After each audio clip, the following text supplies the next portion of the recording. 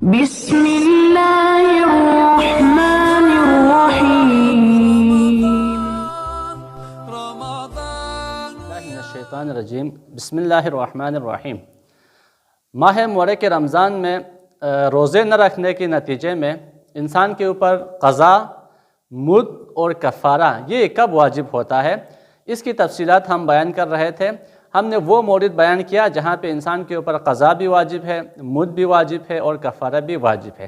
آج ہم اس مورد کو بیان کریں گے جہاں پہ ماہ مبارک رمضان میں روزہ نہ رکھنے کے نتیجے میں انسان کے اوپر صرف اور صرف قضا اور مد واجب ہے، کفارہ واجب نہیں ہے۔ اس کے چند صورتیں ہیں، ان صورتوں کو ہم ترتیب سے بیان کریں گے۔ کچھ صورتوں کو آج بیان کریں گے اور کچھ انشاءاللہ کل بیان کریں گے۔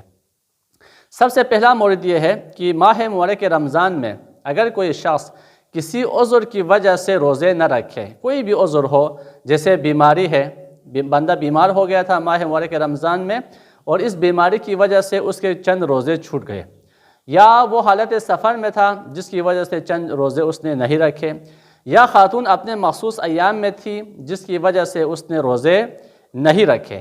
اب ماہ مبارک رمضان میں جتنے روزے اس کے چھوٹ چکے ہیں، ضروری ہوتا ہے کہ ماہ مبارک نکلنے کے بعد ان روزوں کی قضا کر لے، چاہے بیماری کی وجہ سے اس نے نہیں رکھے، چاہے سفر کی وجہ سے، یا خاتون اپنے مخصوص ایام کی وجہ سے اس نے روزے نہیں رکھے، ان روزوں کی قضا بجا لانا ہوتا ہے۔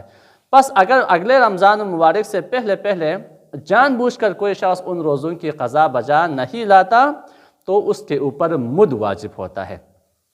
مجھ سے مراد یہ ہے کہ جتنے دن اس نے روزے نہیں رکھے ہیں، ہر دن کے حساب سے 750 گرام آٹا، گندم، چاول یا دال وغیرہ اس نے دینا ہے۔ اس کی مزید تفصیلات انشاءاللہ ہم بیان کریں گے، مد میں کیا کیا چیزیں ضروری ہے، کیا کیا چیزیں دینی، اور تفصیلات انشاءاللہ آگے ہم بیان کریں گے۔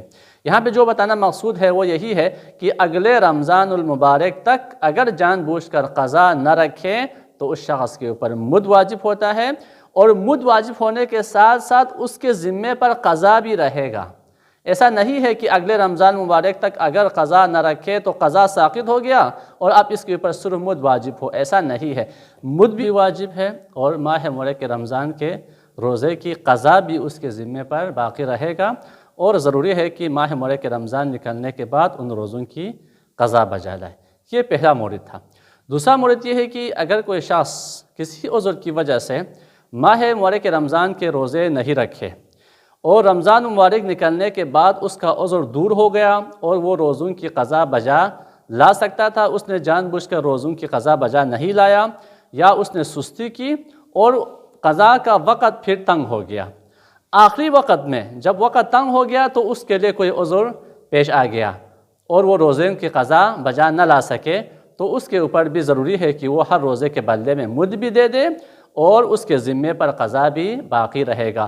مثال کے طور پر ماہ مبارک رمضان میں وہ بیمار ہو گیا اور 5 روزے اس کے چھوٹ گئے، رمضان مبارک نکلنے کے بعد اس کی بیماری ختم ہو گئی، وہ روزوں کی قضا بجا لا سکتا تھا، اس نے جان بوجھ کر قضا بجا نہیں لایا یا سستی کی، اس نے یہ سوچا کہ انشاءاللہ رمضان مبارک آنے سے 5 دن پہلے میں ان روزوں کی قضا بجا لاؤں گا۔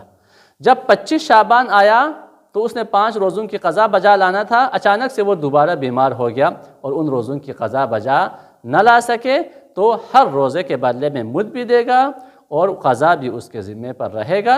ضروری ہے کہ اگلا رمضان نکلنے کے بعد ان روزوں کی قضا بجا لائے۔ والحمدللہ رب العالمین۔